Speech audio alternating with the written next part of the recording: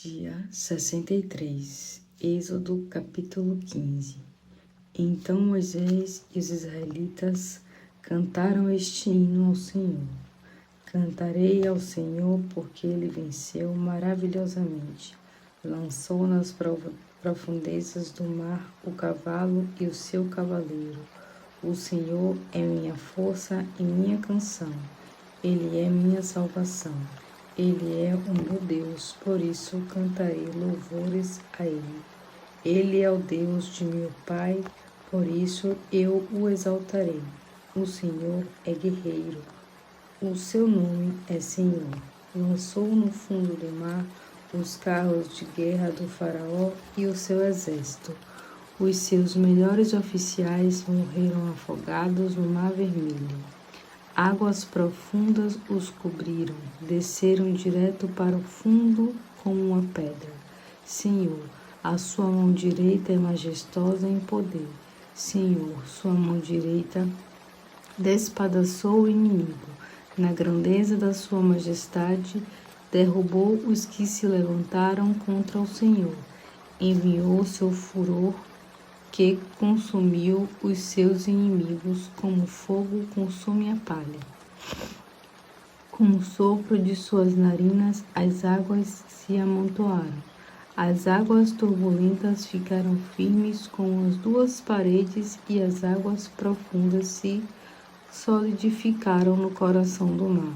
O inimigo dizia: vou perseguir e alcançá-los, e repartirei os bens que consegui tomar.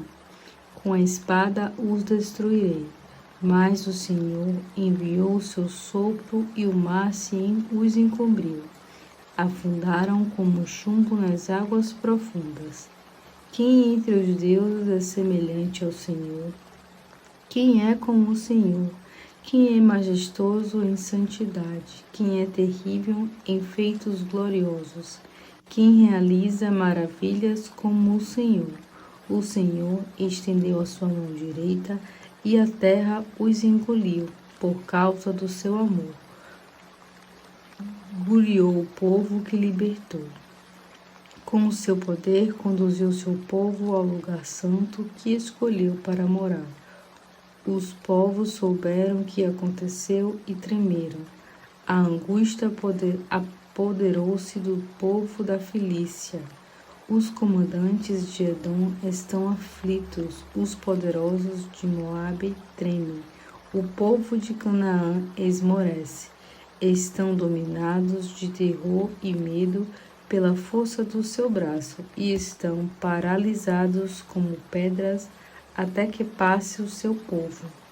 Ó Senhor, até que passe o povo que o Senhor comprou. O Senhor fará com que o seu povo entre e seja plantado no monte do seu santo nome. Sim, o seu povo morará no lugar que o Senhor preparou, no seu lar, no santuário que o Senhor mesmo construiu. O Senhor reinará para todos sempre. Quando os cavalos e os cavaleiros e os carros de carruagem do faraó entraram no mar, o Senhor lançou sobre eles as paredes de água, mas os israelitas atravessaram o mar pisando na terra seca. Então Miriam, a profetisa, irmã de Arão, tomou um tamborim e começou a dançar, acompanhada pelas mulheres. Foi esta a canção de Miriam. Cantem ao Senhor, porque ele triunfou maravilhosamente. Precipitou no mar o cavalo e o seu cavaleiro. Depois Moisés conduziu os israelitas desde o Mar Vermelho até o deserto de Sur. Ali andaram 3 dias sem achar água. Finalmente chegaram a Mara e encheram água. Mas não puderam bebê-la, porque era amarga. Por isso aquele lugar chamou-se Mara. Então o povo começou a murmurar contra Moisés, dizendo: o que beberemos? Moisés chamou o Senhor, e este lhe mostrou um arbusto, e Moisés lançou-se na água, e a água se tornou-se boa. Em Mara, o Senhor lhe deu lei, uma ordem e os colocou à prova, dizendo: se vocês derem atenção à voz do Senhor, o seu Deus, se fizerem o que for correto aos seus olhos, e se guardarem os seus mandamentos e obedecerem todos os seus estatutos, não deixarei que vocês sofram nenhuma das doenças que trouxe sobre os egípcios. Eu sou o Senhor que os cura. Depois os israelitas foram embora dali e chegaram a Elim, onde acamparam. Neste lugar havia 12 fontes de água e 60 palmeiras.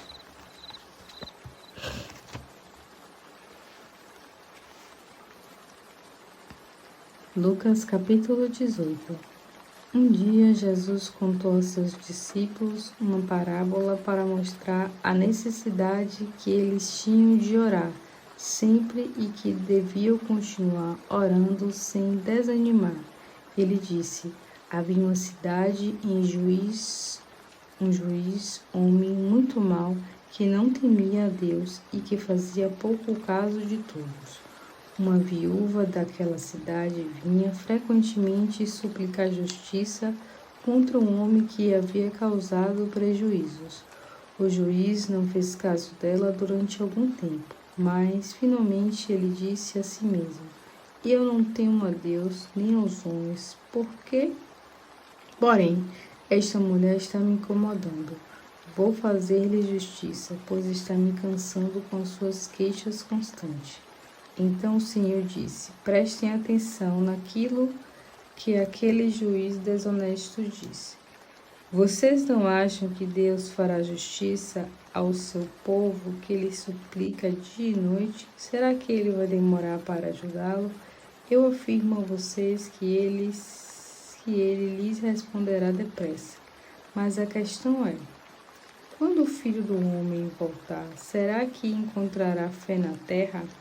Depois ele contou uma parábola a alguns que se orgulhavam das suas boas qualidades e desprezavam as outras pessoas.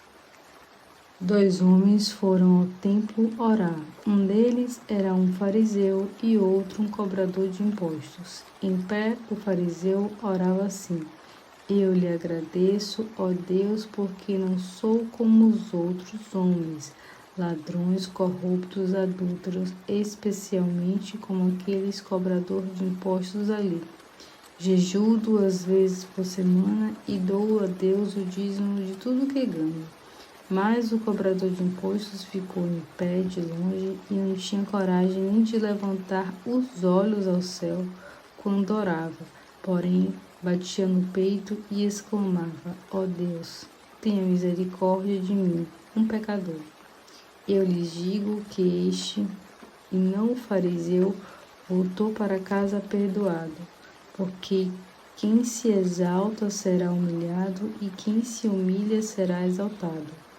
Um dia, algumas mães trouxeram suas crianças para que Jesus tocasse nelas e as abençoasse. Mas os discípulos se repreendiam. Então Jesus chamou as crianças para junto de si e disse aos discípulos: deixem as crianças vir a mim, pois o reino de Deus pertence àqueles que são semelhantes a elas. Eu afirmo a vocês: quem não receber o reino de Deus como uma criança, nunca entrará nele. Certa vez, um líder religioso judeu fez-lhe esta pergunta: bom mestre, que faria para herdar a vida eterna?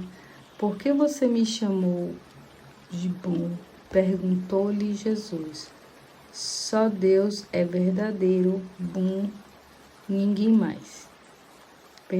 Só Deus é verdadeiramente bom, ninguém mais. Mas quando a sua pergunta, você conhece os mandamentos que dizem: não cometa adultério, não mate, não furte, não dê falso testemunho, honre seu pai e sua mãe? O homem respondeu: eu tenho obedecido a cada uma dessas leis desde a minha infância. Ao ouvir isso, Jesus disse: há uma coisa ainda que lhe falta. Venda tudo o que tem e dê o dinheiro aos pobres, e você terá um tesouro no céu. Depois vinha e siga-me. Mas, quando o homem ouviu isso, foi-se embora triste, porque era muito rico. Jesus ficou olhando para ele com tristeza e disse aos seus discípulos: como é difícil para os ricos entrarem no reino de Deus.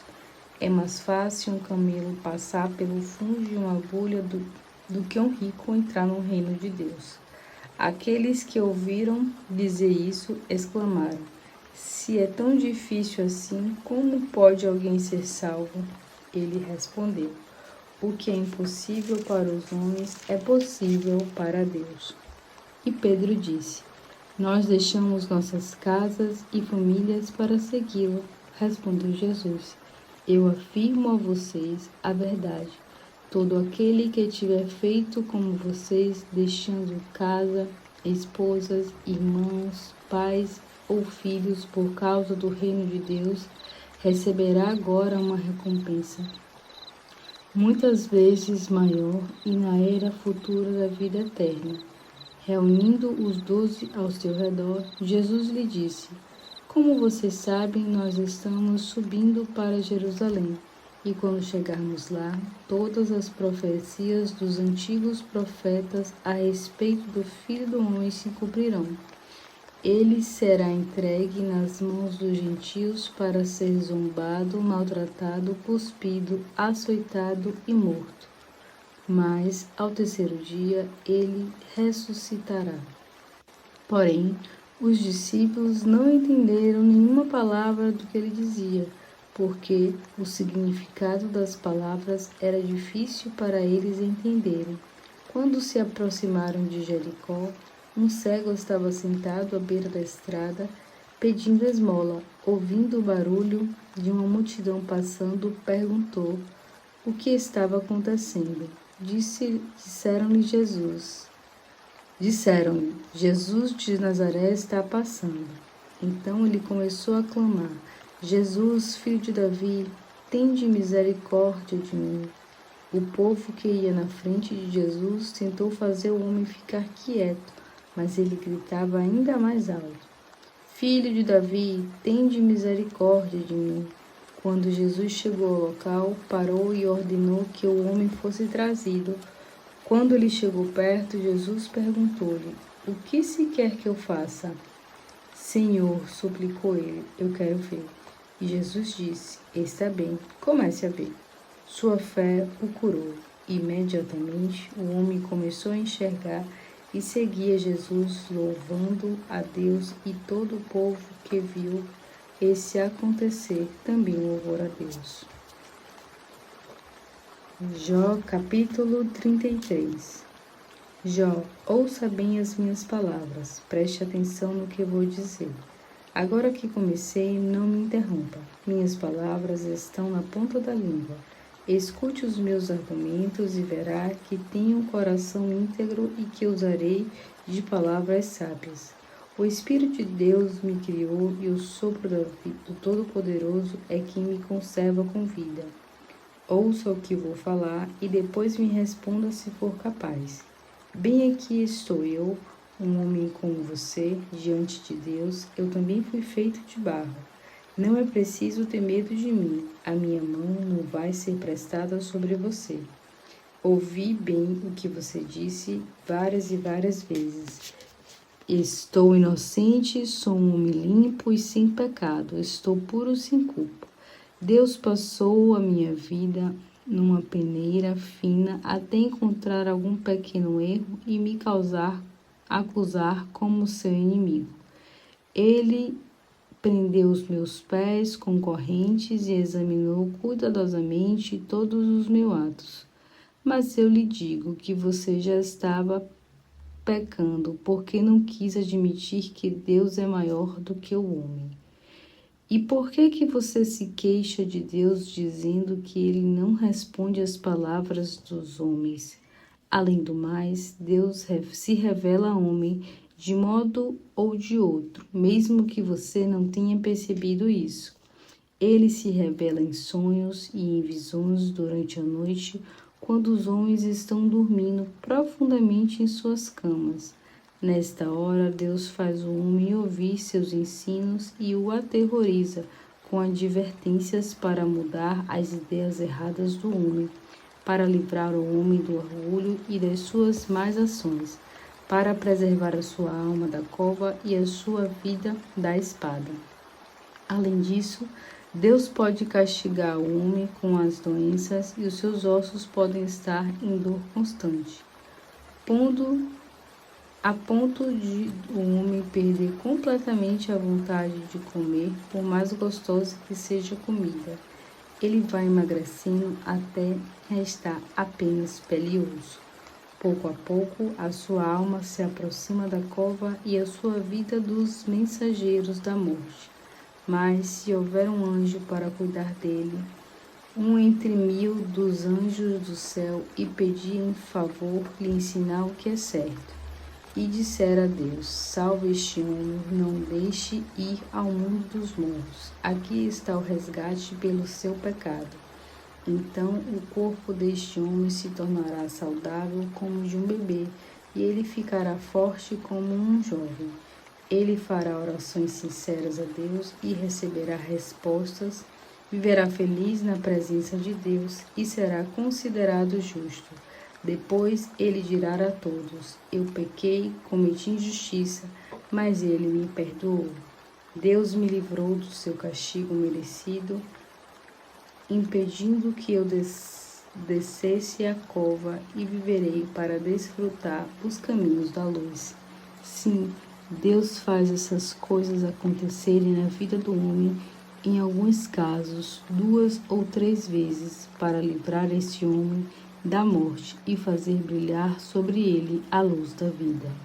Ouça com atenção, Jó. Não diga nada por enquanto. Deixe-me falar. Fale apenas se tiver uma resposta séria. Isso eu quero ouvir porque a minha vontade é que você seja absolvido.